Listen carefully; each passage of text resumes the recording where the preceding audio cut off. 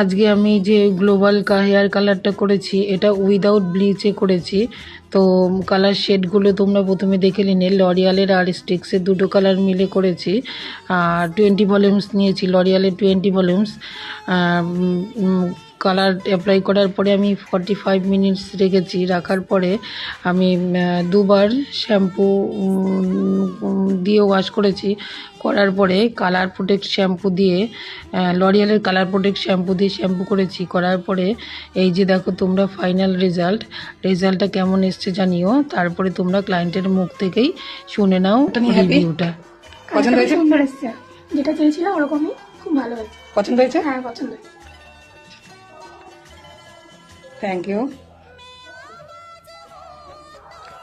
তাহলে এটা উইদাউট ব্লিচে তোমাকে কালারটা এনে দিলাম। Thank you. ওকে।